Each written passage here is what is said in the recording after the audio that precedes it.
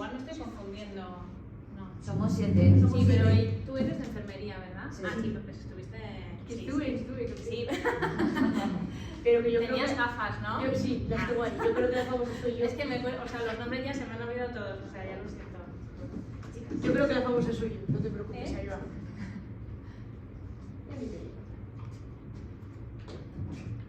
Vale, pues... Bueno, pues entonces empezamos las 4, ¿no? Ahí va, espera, voy a poner luz.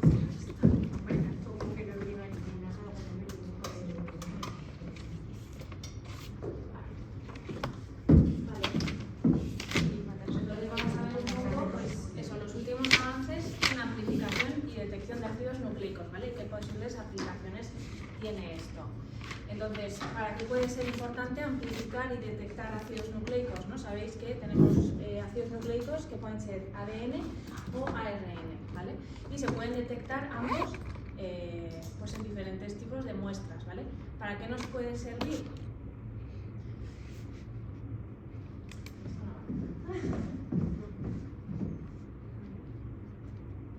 Bueno, pues nos puede servir pues en diferentes áreas de investigación o de la medicina, ¿vale?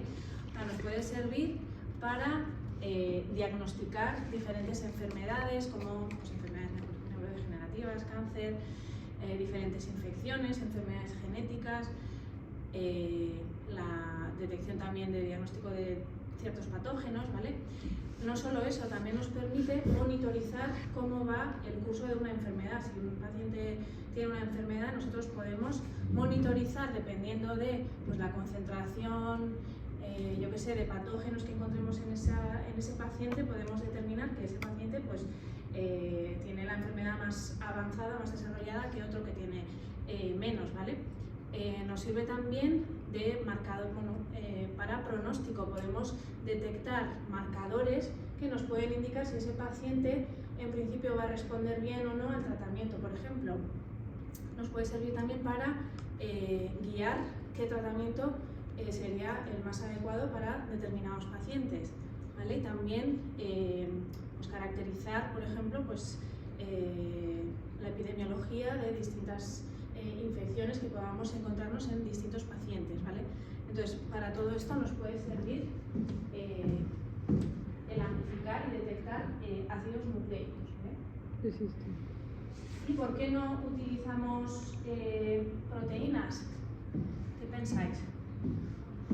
¿No sería más fácil utilizar proteínas para todo esto? Pues para el diagnóstico, para la monitorización, para pronóstico, ¿qué pensáis? Porque la proteína es una estructura, si lo rompes es que pierde su función. ¿Vale? ¿Y cómo es su detección, por ejemplo? Las proteínas las podemos amplificar, por ejemplo. No se pueden amplificar en principio. No son como los ácidos nucleicos que los podemos amplificar que hay muy poquitas moléculas, las podemos amplificar millones de veces de esta forma para detectarlas mejor, ¿vale? Las proteínas no se pueden amplificar y por lo tanto necesitamos técnicas que tengan bueno, mucha sensibilidad para detectarlas, ¿vale? Y otra cosa que pasa con las proteínas es que puede que no siga el mismo curso que la enfermedad. Si os acordáis, no sé si os acordáis cuando tuvimos todo el tema del COVID, teníamos test de antígenos y teníamos PCRs, ¿sí? El test de antígeno, ¿cuándo lo podíamos utilizar? Cuando ya estábamos con todos los síntomas desarrollados, cuando teníamos la enfermedad muy avanzada. Ahí los antígenos eran proteínas normalmente. Bueno, podían ser también ácidos nucleicos, pero normalmente eran proteínas, ¿vale? En cambio, la PCR, en cuanto, bueno, podías no tener síntomas y la PCR te lo detecta, ¿vale? Porque es mucho más sensible, necesita muy poquitas moléculas para, bueno, las amplifica y de esta forma lo podemos detectar, ¿vale? Por eso es tan importante pues la detección y amplificación de ácidos nucleicos, ¿vale? Mucho más sensible que utilizar proteínas. Una pregunta. Sí, Tengo una barbaridad. Entiendo que las proteínas no tienen ácidos nucleicos. No, las proteínas son estructuras que están formadas por aminoácidos. Sí, son pues eso, estructuras normalmente, bueno, puede haber globulares, así redonditas, o puede haber con forma de filamentos, pero no son ácidos nucleicos, son dos moléculas totalmente diferentes, ¿vale? Eso es. O sea, los ácidos nucleicos están formados por nucleótidos y las proteínas por aminoácidos, ¿vale? Son diferentes totalmente, ¿vale? Entonces, ¿qué material de partida podemos utilizar para detectar y amplificar ácidos nucleicos? Pues podemos utilizar diferentes tejidos, no solo tejidos, sino también fluidos biológicos, ¿sí? Podemos encontrar ácidos nucleicos en sangre, fluido cerebroespinal, orina, saliva y otro tipo de material como esputo y heces.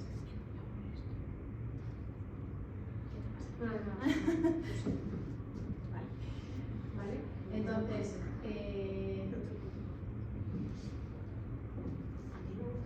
aquí entra en juego la biopsia líquida, ¿vale? ¿Qué es la biopsia líquida? ¿Sabéis qué es la biopsia líquida? Sí, como por ejemplo cuando se toma una muestra de un líquido como un ácido biliar o de la sangre. Sí, eso es. O sea, ¿y qué estamos utilizando? Esa muestra líquida la estamos utilizando como biopsia.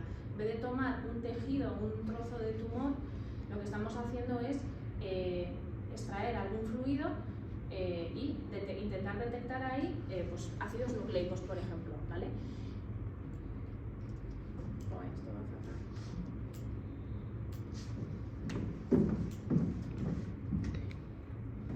Entonces, no solo se detectan ácidos nucleicos en las biopsias líquidas, sino también podemos encontrar proteínas, exosomas, que serían pequeñas como vesículas que están formadas por lípidos y que dentro pueden llevar pues, ácidos nucleicos, proteínas, pueden llevar de todo. Podemos encontrar células tumorales circulantes que se han dejado el tumor principal y se han soltado del tumor y han salido a la circulación, o incluso podemos encontrar microbiota, ¿vale? Entonces, todo esto gracias a la biopsia líquida.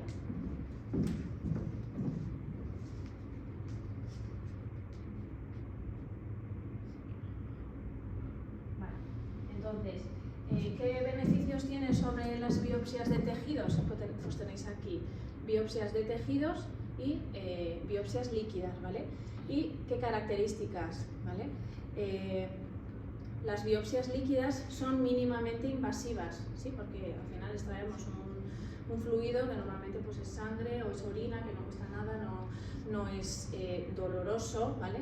Dolor, ¿no? En cambio, pues, cuando hacemos una biopsia de tejido, pues, es muy invasivo porque estamos extrayendo el tejido, un trozo de tejido del paciente que pues, muchas veces puede ser doloroso. Existe riesgos de complicaciones con la biopsia de tejido, mientras que las biopsias líquidas pues, no tienen ese riesgo. El tiempo necesario para la extracción sería pues mayor a la hora de extraer tejido con respecto a la biopsia líquida.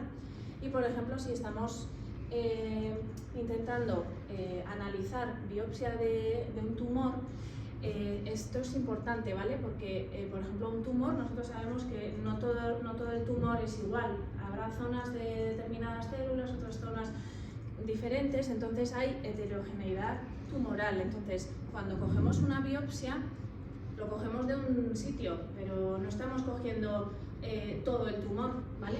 En cambio, la biopsia líquida se supone que tú en estos líquidos recibes pues todas las sustancias, las moléculas que libera ese tumor al torrente sanguíneo, por ejemplo, ¿vale? Entonces, en teoría estás analizando un poco todo lo que secreta ese tumor. Es decir, que en las biopsias de tejido tenemos vamos a decir, como un sesgo a la hora de elegir una región. Elegimos una región, entonces solo estamos analizando esa zona y no lo que está alrededor o en la otra punta del tumor, ¿vale? Okay. Entonces hay sesgo a la hora de analizar el tumor, ¿vale? Y luego una cosa que es súper importante, que es la monitorización longitudinal. Nosotros, si a un paciente le extraemos una biopsia y le ponemos un tratamiento, puede que si ese tumor encoge, igual ya no podemos coger otro punto, pues a los 6 meses ya no tenemos tumor donde coger la muestra y ver qué ha pasado con ese tumor. En cambio, con las biopsias líquidas nosotros podemos extraer sangre, por ejemplo, cada mes y ver los distintos marcadores en esos fluidos, ¿vale? O sea, podemos hacer un seguimiento longitudinal en el tiempo, ¿vale? O sea, que esto pues, es interesante. Vale, entonces, seguramente que ya os suenan y bueno, ya habéis hecho con Raquel. O sea, tenemos diferentes métodos de amplificación de ácidos nucleicos. Los más típicos son la amplificación mediante ciclos térmicos, ¿vale? Que aquí estaría, he puesto todas las PCRs, ¿vale? La reacción en cadena de la polimerasa, que consiste en utilizar esos cambios de temperatura para amplificar ácidos nucleicos, ¿sí? Tenemos que pasar por ciertos 30 segundos a 95 grados, 30 segundos a 60, ¿no? Hay diferentes tiempos que tenemos tiempos y temperaturas en las que de esta forma se puede dar la amplificación de ácidos nucleicos, ¿vale? Y veremos cuáles son los tres tipos pues más utilizados, ¿vale?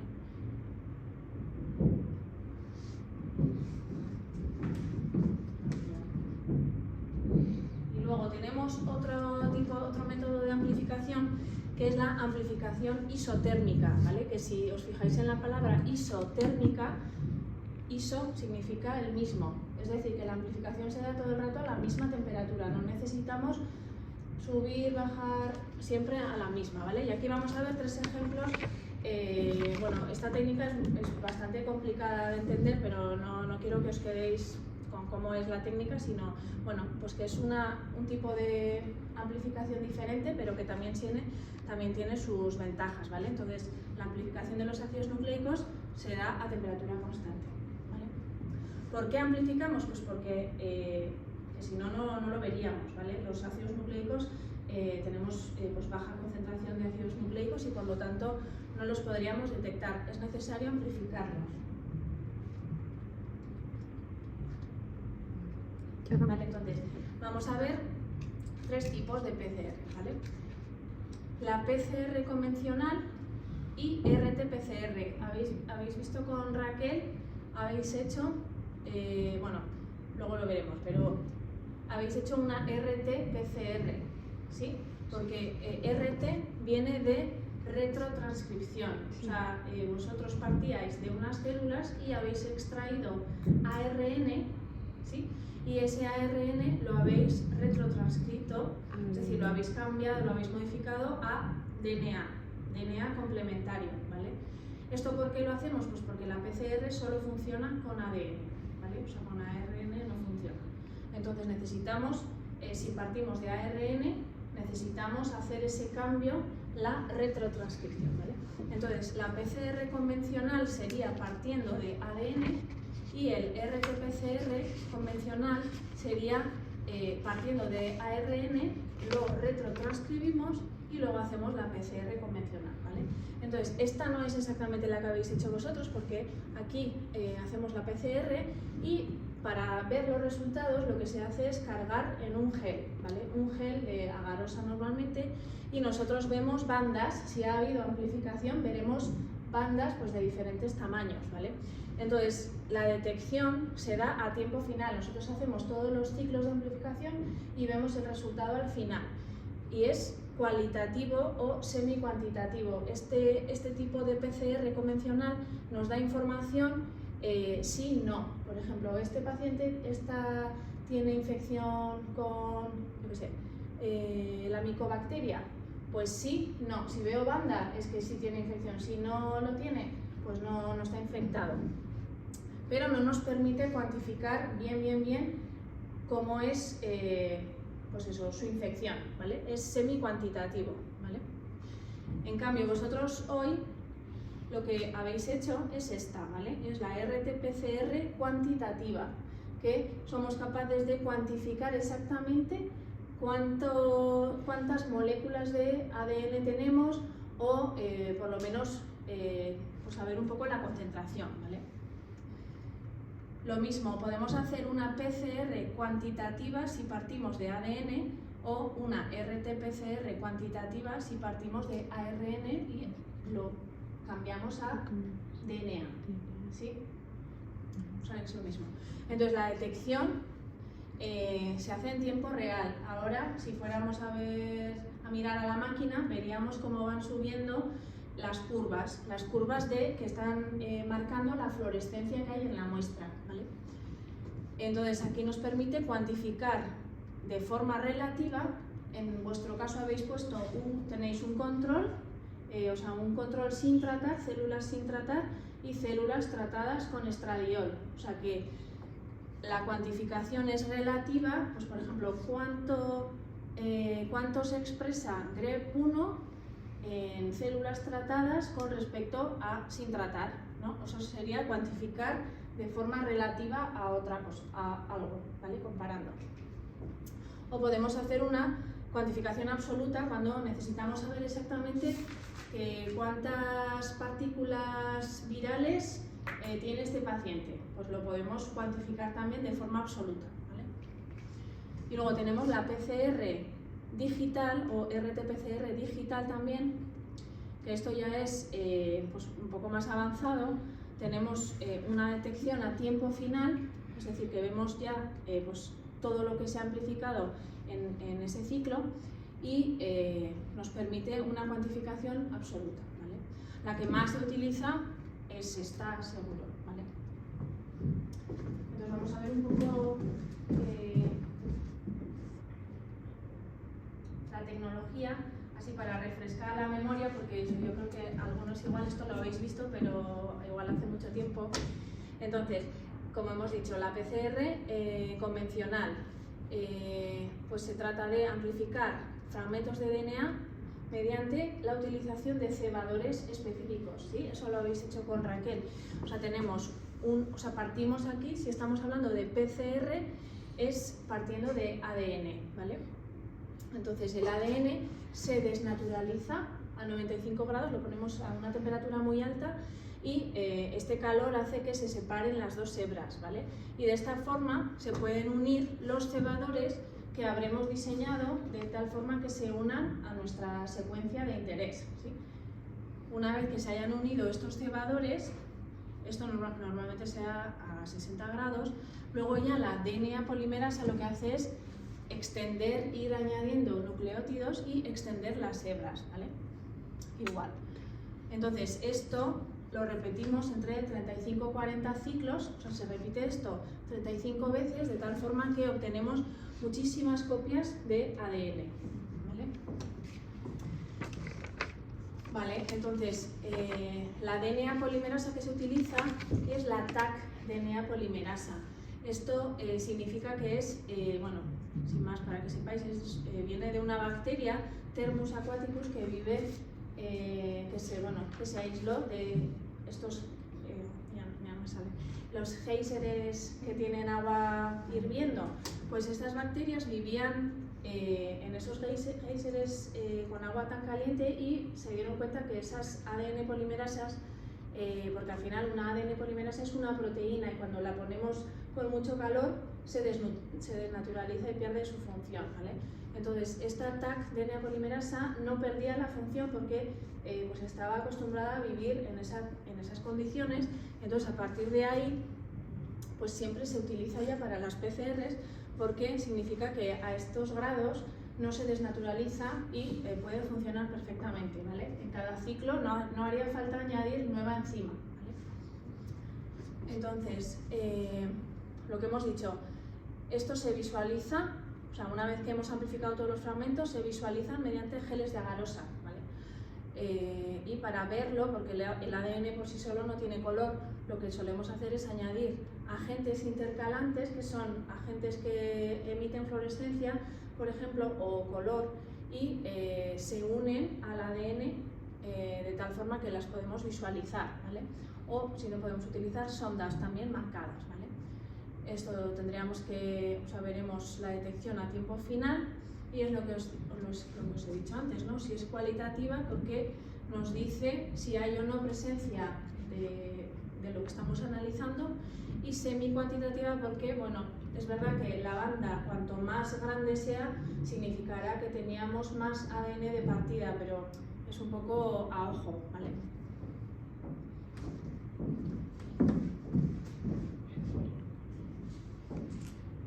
Vale. Vale, entonces yo os quería aquí poner un ejemplo para que veáis un poco. En clínica se utiliza la PCR convencional también, ¿vale? Entonces, tenemos esta enfermedad, la ataxia de Friedreich, que bueno, es una enfermedad neurodegenerativa que bueno, está caracterizada sobre todo por ataxia, es decir, que pues hay como una descoordinación de los movimientos y pues una debilidad y atrofia muscular, que es sobre todo lo que tienen estos pacientes. Entonces, la causa es un cambio genético en el gen de la frataxina, ¿vale? Entonces, si veis aquí, esto sería el gen nativo, ¿sí?, de una persona sana, de la frataxina, donde tenemos, bueno, solo se muestran los dos primeros exones, pero entre estos dos exones existe un intrón donde hay un trinucleótido que se repite de entre 7 a 38 veces, ¿vale? Esto sería la forma normal, ¿vale? Entonces, esto hace que pues, la proteína que se expresa pues, se expresa en grandes cantidades, ¿vale? Entonces, ¿qué pasa en los pacientes que tienen ataxia de Friedreich? Pues lo que pasa es que este triplete, en vez de repetirse de entre 7 a 38 veces, se repite de 66 para arriba, ¿vale? 66 a 1700 repeticiones de ese triplete, ¿vale? Y eso lo que hace es que pues se genera una zona ahí que hace que el ADN pues coja una conformación extraña y no permite que entre aquí la RNA polimerasa para transcribir, por lo que se produce poca proteína, ¿vale? Entonces estos pacientes, debido a esta amplificación de este triplete, pues tienen mucha menos proteína, ¿vale? ¿Puedes explicar esa última parte que no le entendí? Sí, o sea, una persona sana, esto sería el intrón, sí, que Sí. en principio sabemos que el intrón no se utiliza no se traduce a proteína, ¿no? Entonces, ¿por qué afecta esto? Bueno, porque aquí tenemos un triplete que está formado de nucleótidos, que está formado por 3 nucleótidos, guanina, adenina, adenina, y esto normalmente en personas sanas se repite pues, de entre 7 a 38 veces. Sí. Pero en personas que tengan ataxia de Friedreich tienen una mutación que consiste en una amplificación de este triplete mucho más, ¿sí? Tienen pues de entre 66 hasta 1700 veces se repite esto, ¿vale?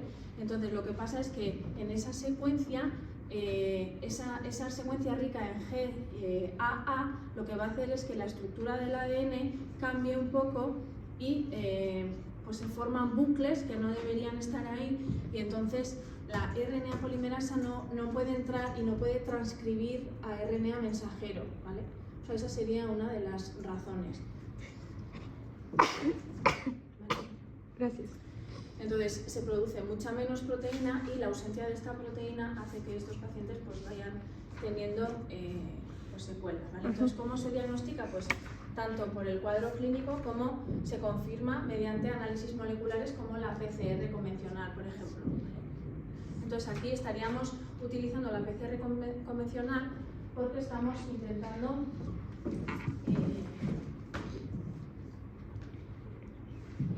detectar unos cambios en el ADN del paciente, ¿vale?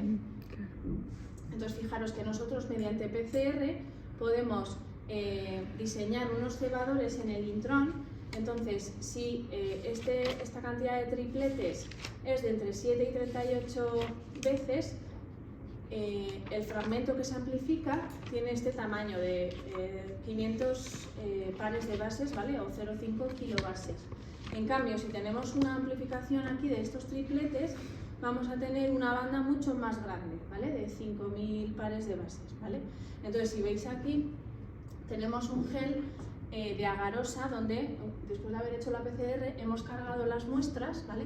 Entonces, las muestras de las esquinas, esto es el marcador de peso molecular que se llama, que simplemente es algo estándar para pues, saber pues de qué tamaño son los fragmentos que estamos amplificando, ¿vale? O sea que, por ejemplo, esto nos dice, pues esta banda tiene este tamaño de 0,5, ¿vale? Esta de 1 kilobase, 1,5, 2, pues este no sabemos, pero pues será 3, 4 o 5, ¿vale?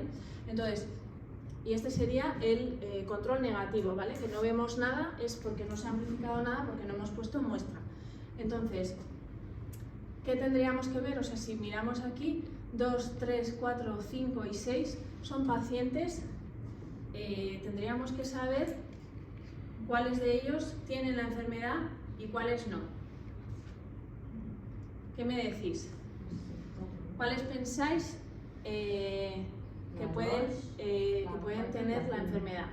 La 5 es que tiene doble. ¿Vale? ¿Veis alguna diferencia? A ver. O sea, por ejemplo, ¿cuáles serían personas sanas?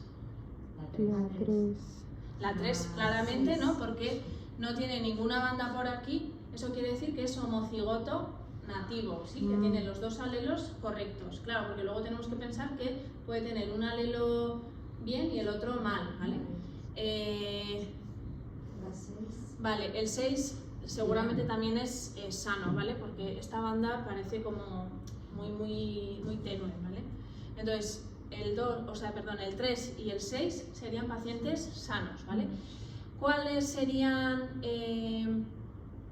portadores de la enfermedad? Es decir, que por lo menos tengan un alelo mutado. Pues el 5, ¿no? El 5 quizá. O sea, el 5 es portador seguro porque tiene, es verdad que pues igual por tamaños, os sabéis que hay diferencias de tamaños, ¿por qué? Pues porque cada paciente puede que tenga, pues uno puede tener 66 repeticiones, el otro puede tener 1500, entonces claro, la banda no va a ser siempre igual de tamaño, pero bueno, ¿vale? Entonces, diríamos, el 5 sería heterocigoto, ¿sí? Porque tiene un alelo normal, del mismo tamaño, pero el otro sí que está mutado, ¿vale? Entonces, portador de la enfermedad sí que sería el 5, pero también, ¿quién más? ¿Quién es más? El 2. El 4 y el 2, ¿vale? Y aparte, estos serían homocigotos, o sea que lo más seguro es que el 2 y el 4 estén desarrollando la enfermedad, ¿vale? Porque son homocigotos. Vale, porque hemos puesto aquí, bueno, tenéis la información que es una herencia autosómica recesiva, quiere decir que en principio la enfermedad no se va a desarrollar a menos que los dos alelos estén mutados, ¿vale? ¿Sí? ¿Esto se entiende? ¿Sí? Un ejemplo pues de qué sería, ¿vale? Entonces, esto sería la RT-PCR convencional, lo que hemos visto, acabamos de ver, pero partiendo de RNA, ¿sí? Entonces sería lo mismo, partir de RNA, entonces lo que tenemos que hacer es una retrotranscripción para poder detectar ese material genético o la expresión de genes, ¿vale? Entonces tenemos que generar cadenas de ADN complementario gracias a otra enzima, la retrotranscriptasa, ¿vale? Entonces aquí estaríamos obteniendo el DNA complementario, luego se degrada en la parte del RNA y finalmente ya tenemos una doble hebra que está formada por DNA complementario los dos, ¿vale? Todos estos vienen del ARN, ¿vale? Entonces todo a partir de aquí ya es igual. Vale, entonces sería lo mismo, pues detección a tiempo final y es cualitativa o semi-cuantitativa, no nos permite cuantificarlo, o sea, esto también lo tendríamos que cargar en un gel de agarosa, ¿vale?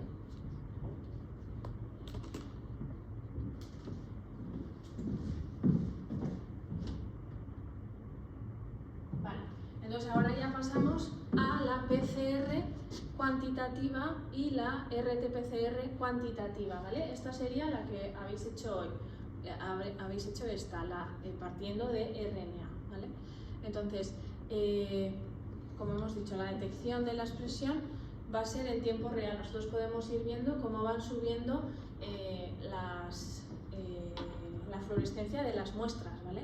Entonces utilizamos fluoróforos que pues cuando se excitan pues emiten fluorescencia a distintas longitudes de onda y eso nosotros lo detectamos, ¿vale? Es cuantitativa y necesitamos cebadores específicos, igual que en el caso anterior, y necesitamos también DNA polimerasa con actividad exonucleasa 5'3', ¿vale? Y ahora os voy a explicar lo que es.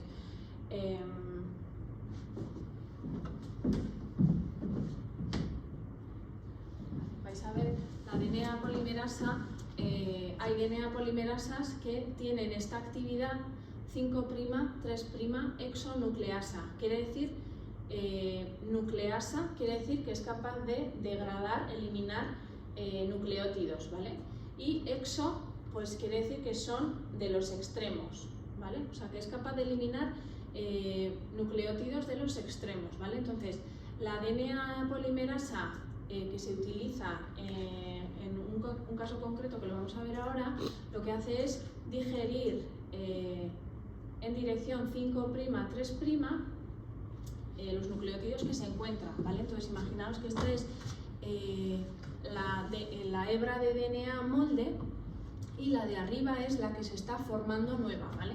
Entonces, esta DNA polimerasa está formando esta cadena y quiere decir que cuando llega y se encuentra aquí con otro trozo de ADN es capaz de ir cortando y eliminando esta parte de aquí, ¿vale? Todo este DNA, esta hebra que se está encontrando, la puede ir cortando y la va eliminando, ¿vale? Esto veremos que es importante para una de las características de la PCR cuantitativa, ¿vale? Y luego, bueno, esta es otra característica de las DNA polimerasas, que la mayoría tienen otra actividad, si os dais cuenta es la misma exonucleasa, pero en dirección opuesta, 3', 5', es decir que si la DNA polimerasa está sintetizando la hebra en esta dirección, esta característica lo que le permite es eliminar algún nucleótido. Si lo ha metido mal, es capaz de eliminar e insertar el correcto, ¿vale? Entonces, esto sería, bueno, una característica de las DNA polimerasas que son capaces de corregir el nucleótido que acaban de meter. Si detectan que es erróneo, lo eliminan y meten el siguiente, ¿vale? Entonces,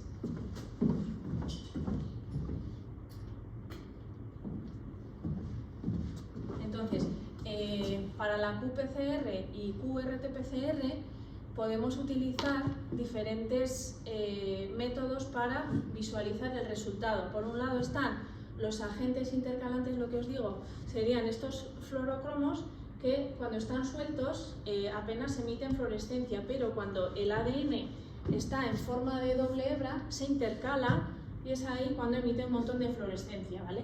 Entonces vosotros estáis utilizando este Cyber Green, ¿vale? La mix que habéis preparado hoy lleva Cyber Green, ¿vale? O sea que, ¿qué pasará aquí? Pues que conforme vamos amplificando el ADN, vamos a ver cada vez más fluorescencia cuando no estamos en desnaturalización, claro.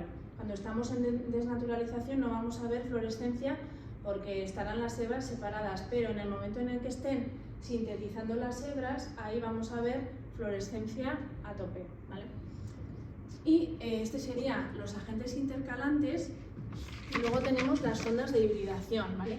Veis aquí, son sondas, aquí si os fijáis, los agentes intercalantes son totalmente inespecíficos, se unen a cualquier ADN de doble hebra que se encuentren, no distinguen la secuencia, ¿vale? O sea, se uniría a todo lo que sea doble hebra de ADN. En cambio, las sondas de hibridación las tenemos que diseñar de tal forma que se unan a una zona en concreto, ¿vale? Y lo que tienen estas sondas son dos fluorocromos, uno emite fluorescencia, pero cuando está cerca del aceptor o el quencher, lo que hace es no permite que emita esa fluorescencia, lo que hace es el quencher, el aceptor, toma esa fluorescencia y nosotros no somos capaces de verlo.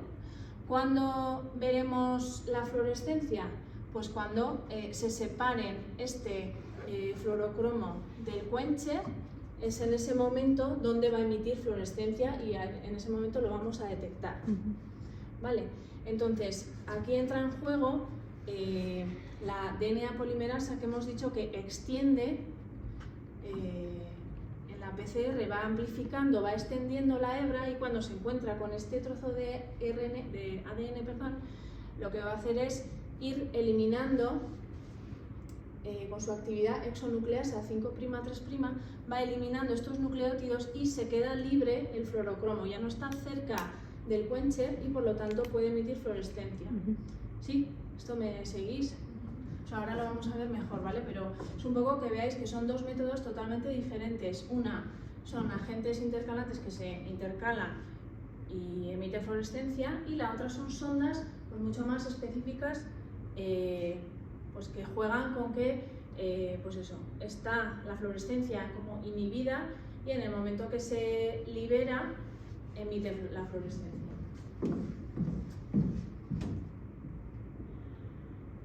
Vale, entonces las sondas, esta, la que acabamos de ver, estas son de hidrólisis, ¿vale? Estas se utilizan mucho en el hospital, ¿vale? Porque aunque son caras, cuando necesitamos realizar una PCR de forma sistemática a varios pacientes, sale más barato comprar las sondas que el Cyber, ¿vale? Entonces, lo que os he comentado, en el momento en que la ADN polimerasa va amplificando y llega aquí, va cortando con su actividad exonucleasa y esto se libera de tal forma que ya no está cerca del quencher, del aceptor, y puede, pues ya emite fluorescencia, y eso nosotros lo detectamos, ¿vale? Algo parecido, bueno, no es parecido, pero esto sería otro tipo, pero se basa en lo mismo. Tenemos un fluorocromo que emite fluorescencia, pero cuando está en contacto con el aceptor no emite fluorescencia, ¿vale? Entonces, cuando esto llega y se une de forma específica al ADN, que es complementario, lo que va a pasar es que se va a extender y se queda alejado del quencher, entonces el quencher ya no le inhibe, ¿sí? Y de esta forma ya emite fluorescencia, ¿vale? Es así como nosotros lo vamos a ir detectando. Cuanto más ADN se forme en la PCR, pues más sonda estará unida y por lo tanto más fluorescencia iremos viendo, ¿vale? Y la última, esta es un poco diferente, sondas de hibridación FRET, que se trabaja con dos sondas diferentes. El R1, por ejemplo, la sonda 1 emite igual, pues en una longitud de onda, por ejemplo, pues fluorescencia roja. Y ¿qué pasa? Que cuando se diseñan de forma que en el ADN se queden muy cerca el uno del otro. Entonces, cuando están muy cerca el uno del otro, la fluorescencia que emite el primero lo recibe el segundo, y este puede emitir a su vez fluorescencia pero en otra longitud de onda, ¿vale? Y por lo tanto el color es diferente. Si estamos viendo este color, significa que tenemos ADN donde se han unido las dos sondas, ¿vale? O sea, es un poco, bueno, o sea, esta es la que más, o sea, que igual en el hospital veréis esta, ¿vale? Y la del Cybergreen, que es la más sencilla, la de los agentes intercalantes, ¿vale? Entonces, por eso es importante la actividad exonucleasa en dirección 5'3', porque está amplificando en esta dirección, entonces tenemos que eliminar estas para observar esa fluorescencia, ¿vale? ¿Muy rollo, chicas?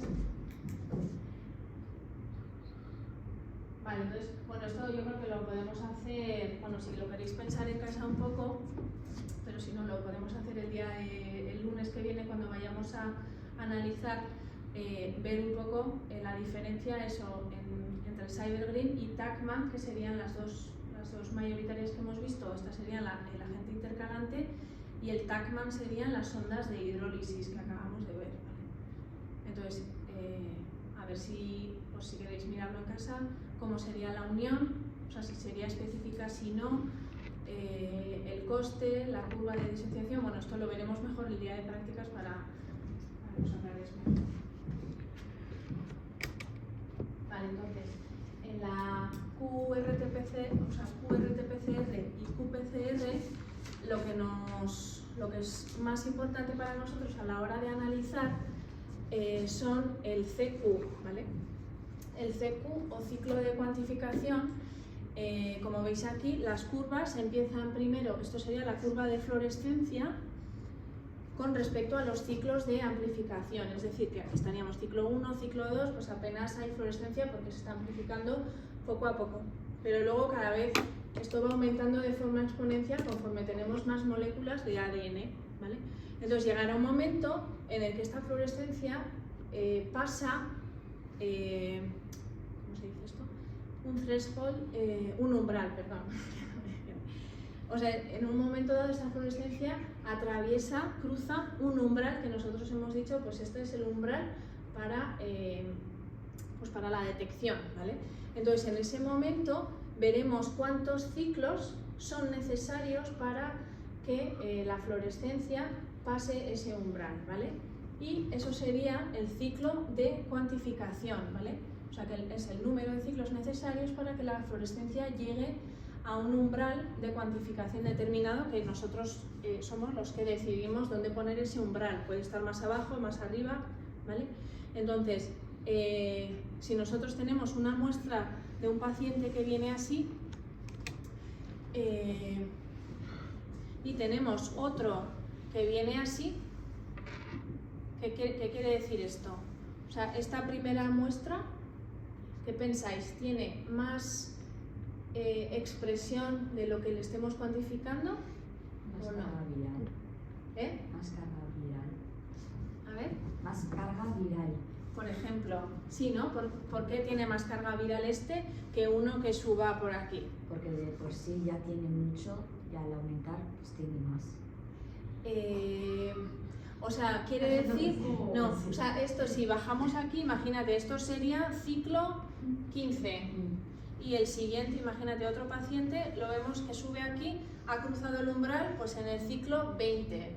Esto quiere decir que este paciente ha necesitado 15 ciclos para llegar al umbral y este ha necesitado 20. O sea, ha necesitado más ciclos porque tenía menos carga viral, tenía menos moléculas de partida, ¿vale?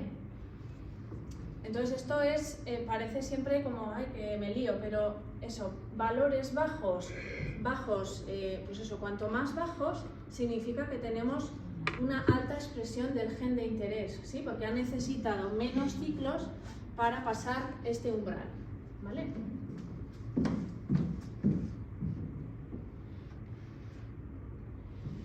Entonces, la cuantificación aquí, eso ya es una cuantificación, no es una semi-cuantificación, aquí ya cuantificamos exactamente. Podemos hacer una cuantificación relativa, como os decía, por ejemplo, frente a una muestra control.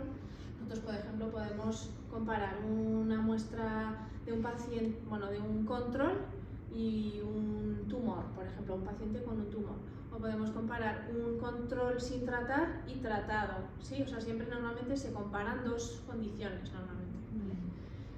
Y requiere normalización. Siempre tenemos que utilizar un gen de referencia que habéis utilizado, el RP-LPO puede ser un gen que este no, es como nuestro control interno de que estamos poniendo la misma muestra en todo, ¿vale? Y una cuantificación relativa o absoluta podemos hacerla también frente a una curva estándar de concentraciones conocidas o no, ¿vale? Normalmente suelen ser concentraciones conocidas. Nosotros podemos hacer una recta patrón y ver nuestra muestra del paciente dónde cae más o menos, ¿vale? Por ejemplo, eso, haciendo diluciones seriadas, pues diluyendo cada vez más y interpolamos ahí en la recta patrón, vemos nuestro paciente más o menos qué concentración tendría con respecto a esa recta, ¿vale?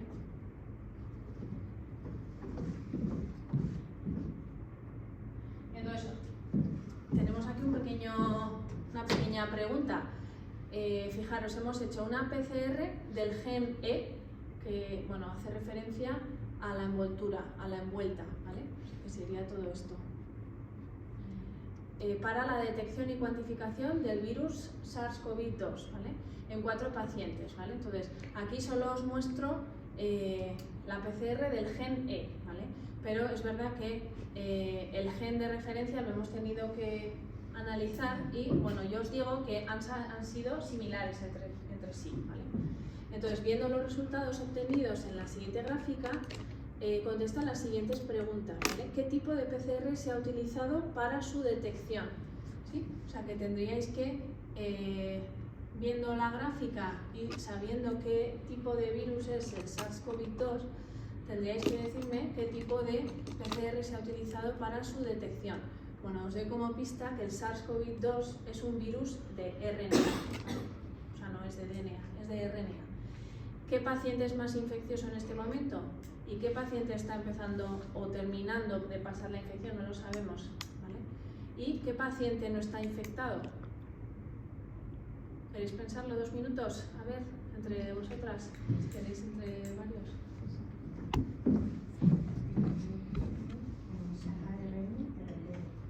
Madre mía, es verdad, os viene una chapuza terrible.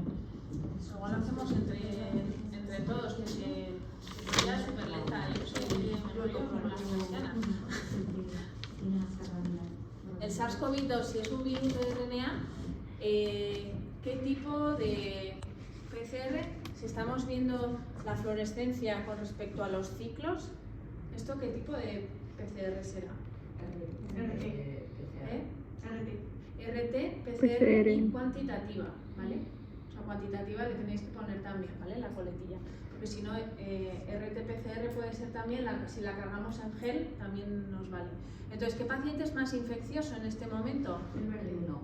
El verde, el 1, ¿no? Sí, ¿no? Porque ha subido el primero, ¿vale?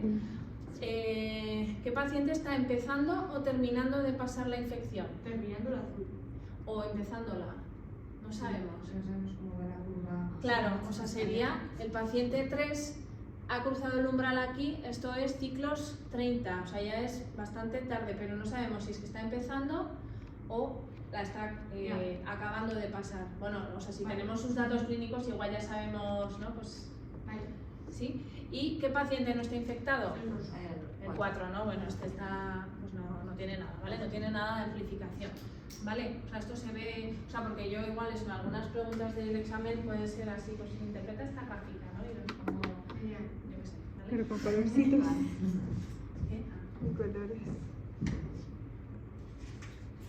Vale, entonces, tenemos variaciones de la PCR, ¿vale? Podemos tener PCR multiplex, ¿vale? ¿Qué quiere decir esto? Pues que amplificamos y detectamos de forma simultánea varias secuencias diana o varios genes. En el mismo tubo, en vez de hacer en diferentes tubos 2 genes, lo haríamos todo en el mismo tubo, ¿vale? ¿Qué ventajas tiene? Pues que se reducen costes y tiempo, necesitamos menos cantidad de material y, bueno, pues se minimizan los errores porque tenemos que pipetear solo una vez, ¿vale?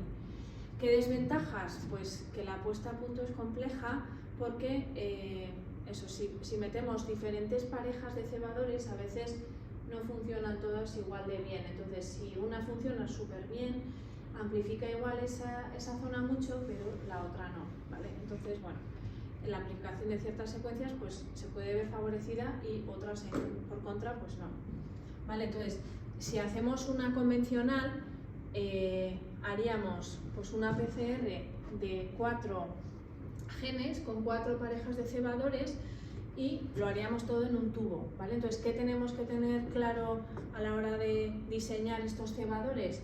Si luego lo tenemos que correr en un gel de agarosa, por ejemplo, nos interesa que cada fragmento tenga un tamaño diferente al resto, ¿vale? Porque imaginaros que el A y el B tienen el mismo tamaño y están aquí, ya no vamos a saber de cuál tenemos, ¿vale? ¿Qué cepa tenemos? ¿Vale? O sea, lo ideal es que diseñemos cebadores que nos permitan amplificar fragmentos de diferentes tamaños, ¿vale? Vale, y si utilizamos la cuantitativa, tendríamos que utilizar sondas marcadas con distintos fluorocromos para que veamos la fluorescencia de diferente color. Nos indicará si estamos detectando un gen o el otro, ¿vale? O sea, tendríamos que utilizar sondas marcadas pero con distintos fluorocromos, ¿vale? ¿Nos serviría el Cyber-Green, nos parece, para hacer la PCR multiplex? El Cyber-Green, acordaros que era el agente intercalante que se une a cualquier fragmento de ADN. No creo que sirva, ¿no? Porque se une a todos los ADN. Sí, o sea, se uniría a todos los ADNs que se amplifican y no seríamos capaces de distinguir de cuál ha amplificado, ¿vale? O sea, no seríamos capaces de distinguirlo.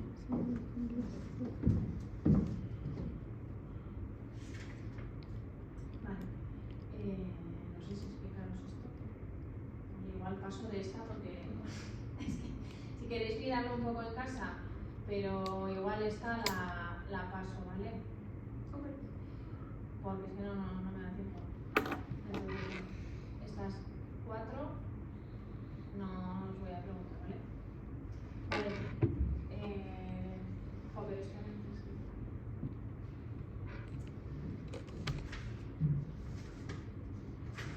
Bueno, os explico así muy rápidamente. Bueno, o sea, nosotros podemos hacer una PCR específica de alelo, es decir, podemos detectar diferentes variantes, ¿vale? Nosotros tenemos, por ejemplo, 2 cromosomas homólogos, cada uno heredado de nuestros padres, donde los alelos de un gen pueden ser nativos o pueden ser mutantes o pueden ser variantes, ¿vale? Entonces, podemos tener una persona homocigota nativa, cuando los 2 alelos son nativos, y puede ser los 2 alelos mutantes y que sea homocigoto, ¿vale? Homocigoto mutante. Puede ser una persona heterocigota para un gen si los 2 alelos son distintos, pero uno de ellos es el nativo. Y podemos tener una persona que sea heterocigota compuesta porque tenemos 2 alelos distintos, pero ninguno de ellos es el nativo, ¿vale? Entonces, bueno, esto era lo que ya os expliqué el otro día de las variantes de nucleótido único. Nosotros podemos utilizar una PCR específica de alelo para detectar, por ejemplo, mutaciones de variante único, ¿vale? O sea, variantes de nucleótidos únicos, ¿vale? Entonces, ¿qué tenemos que hacer para esto? Pues diseñar cebadores que presenten un mismatch en el extremo 3', es decir, que no se una a ese extremo, ¿sí?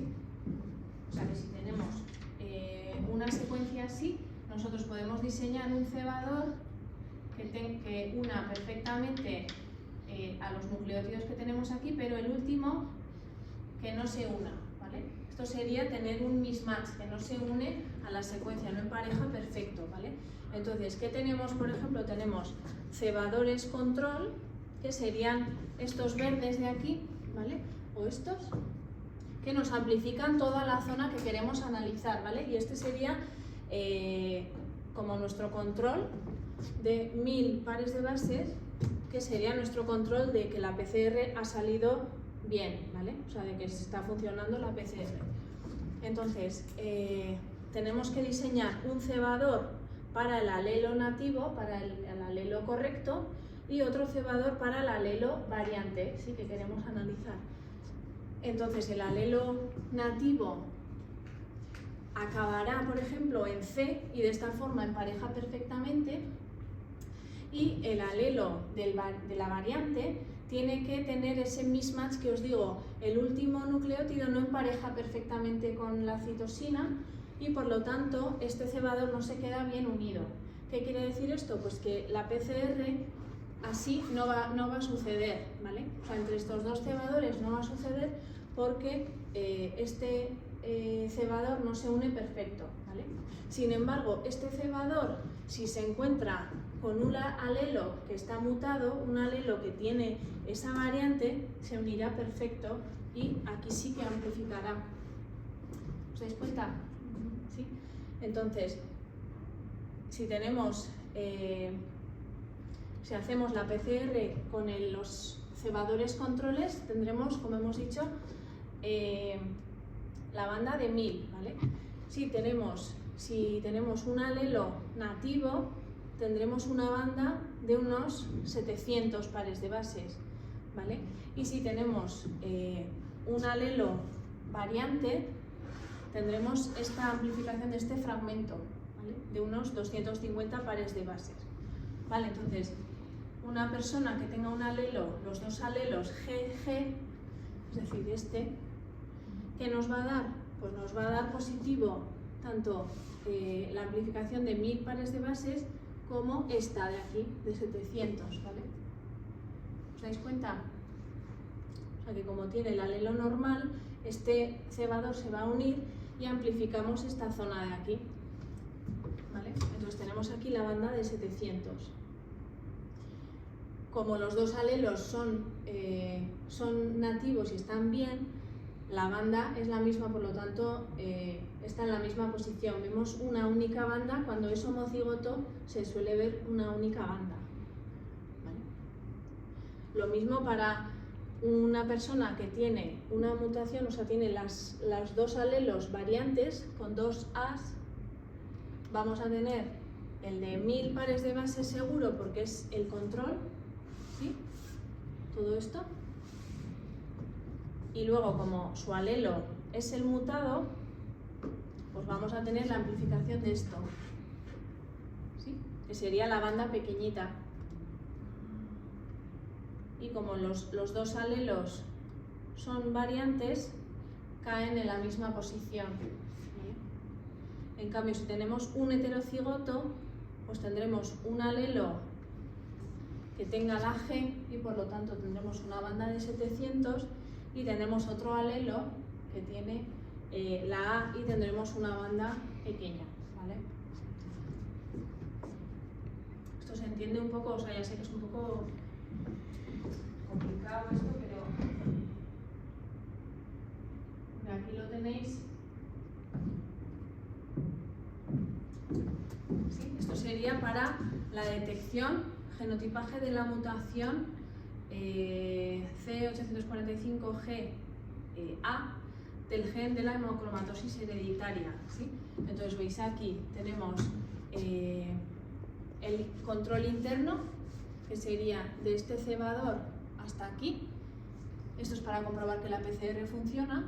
Si tenemos un alelo nativo, tendremos esta banda de aquí, 496 pares de bases, y si tenemos el alelo mutado, esta de aquí será la variante y nos amplificará una banda más pequeñita. ¿Sí? Entonces, si nosotros corremos una PCR de diferentes pacientes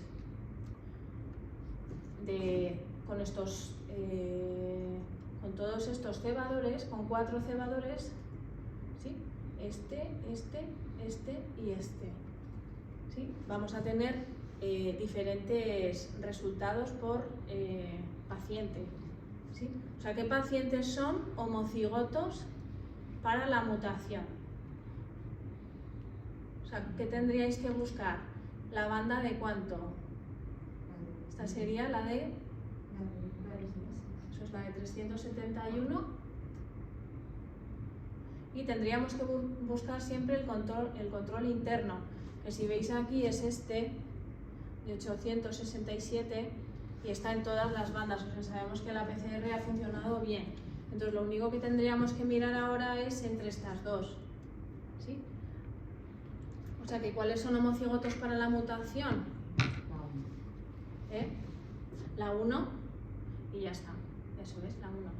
¿Y cuál serían heterocigotos? ¿Cuáles serían heterocigotos? 2 y 4. Eso es, 2 y 4. Tenemos ambas bandas, ¿sí? O sea, una banda que sería el mutado y el otro el nativo, ¿vale?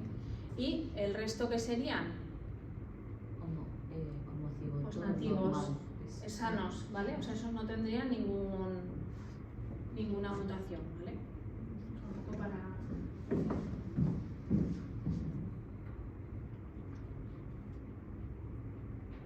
Y esto sería, bueno, lo mismo, pero utilizando fluorescencia en vez de utilizar...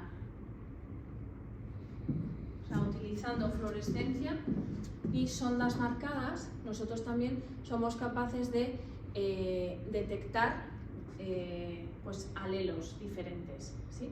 O sea, podemos, por ejemplo, para un alelo normal podemos diseñar una sonda marcada con el fluorocromo PIC, que sería este, por ejemplo, que en el alelo 1 se une perfectamente, pero en el alelo 2 no se une. ¿Lo veis aquí? Entonces, el que se une, cuando en la PCR la DNA polimerasa va amplificando, con su actividad exonucleasa va rompiendo y por eso se libera el BIC y emite fluorescencia. ¿Vale?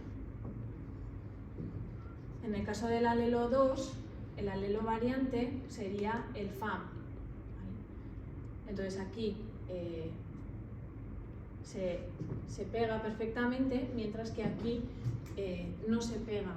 ¿Vale? Entonces, en la muestra donde no hay esta variante, no se va a unir y por lo tanto no se emite fluorescencia. ¿Vale? Y se ve así, pues se ve la fluorescencia en BIC y con respecto a FAM. ¿Sí? O sea que vamos hacia la derecha aumentando la fluorescencia de FAM y aquí aumentando la fluorescencia de BIC. ¿Sí? Y los que se quedan en medio pues serán heterocigotos, tienen un alelo con BIC y el otro alelo con FAM.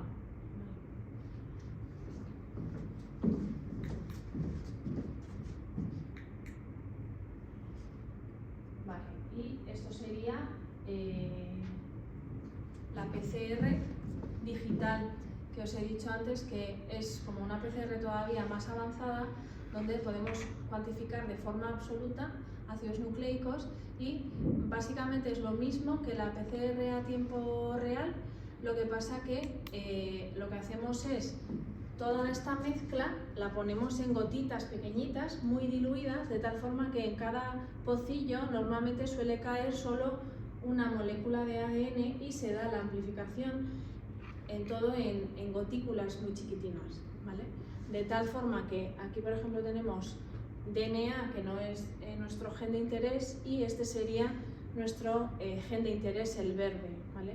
Entonces el verde, como le habremos puesto los cebadores adecuados para su amplificación, en esos pocillos, en esas gotas, irá amplificando, ¿vale? De tal forma que a la hora de la lectura veremos cuántas gotas de todas ellas han sido positivas, ¿vale? Y esto nos dice más o menos pues, la cuantificación absoluta de moléculas de ADN que tenemos en esa muestra. ¿Vale?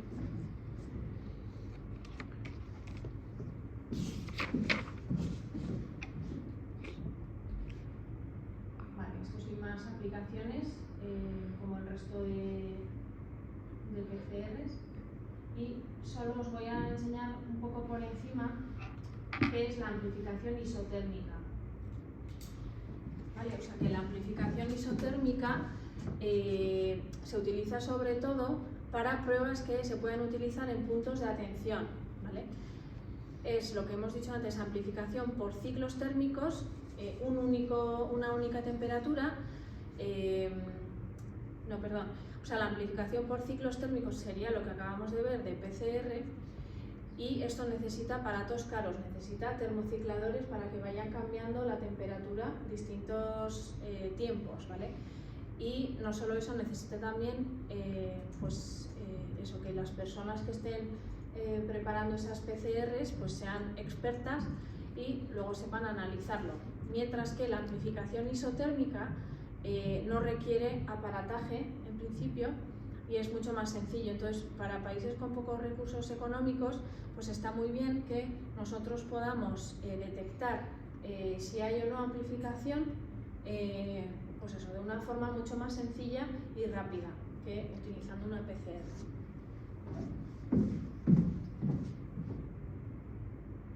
Bueno, entonces hay un montón de técnicas basadas en la amplificación isotérmica, pero las más utilizadas son las que están marcadas en rojo.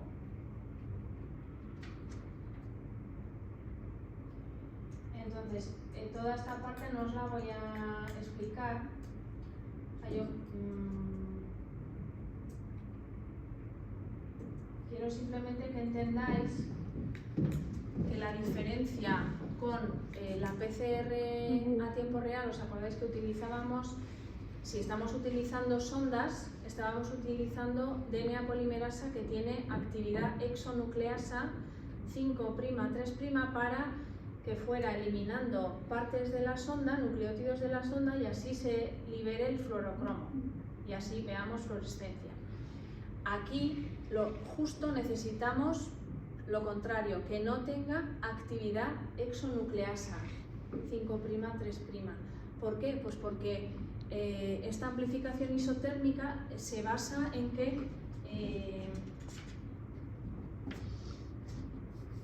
sea, nosotros ponemos cebadores, pero ponemos diferentes cebadores. Aquí otro cebador y la DNA polimerasa desplaza estas hebras que están formadas.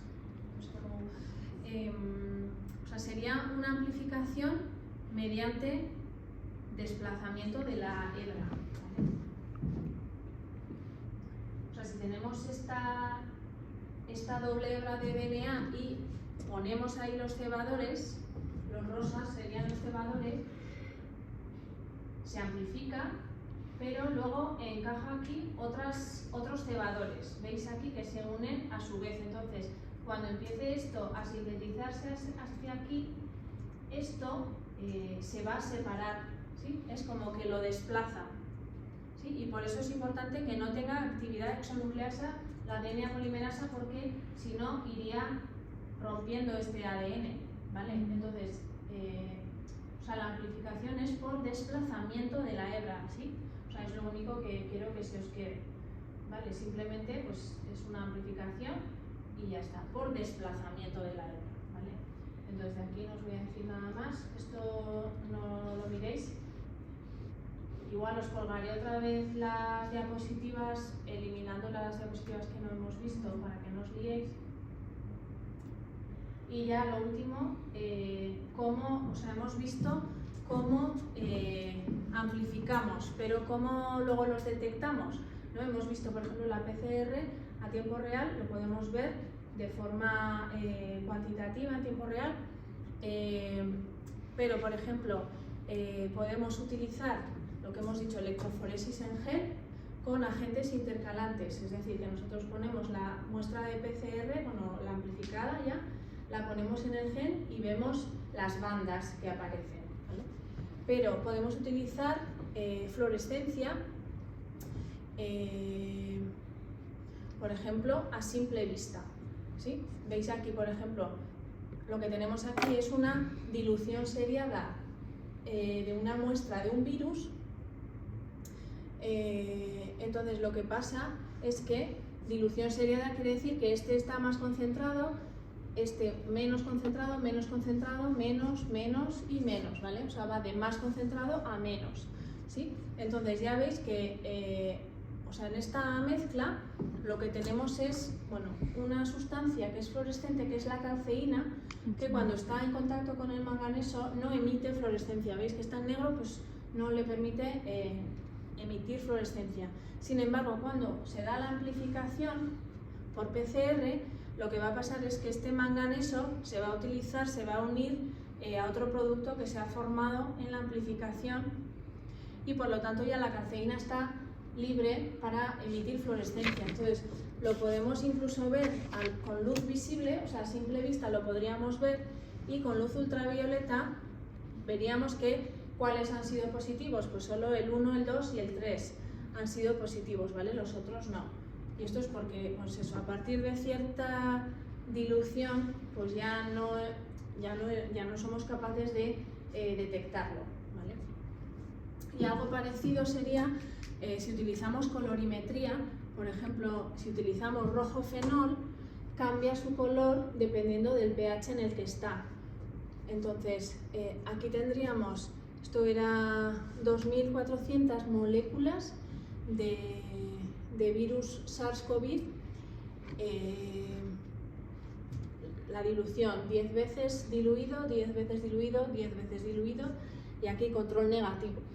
Y veis, por ejemplo, que las dos primeras nos dan un color amarillo y las tres últimas, rosa, ¿vale? Y lo mismo, esto sería cargando esto en un gel, vemos amplificación en el 1 y en el 2, pero no en los últimos, ¿vale? O sea que somos también capaces de verlo, pues eso, por colorimetría o por fluorescencia a simple vista, ¿vale? Que según en qué regiones, pues, o en qué poblaciones, pues igual nos interesa hacer una prueba rápida y ver a simple vista pues si es positivo o no, ¿vale? Y ya está, lo vamos a dejar aquí porque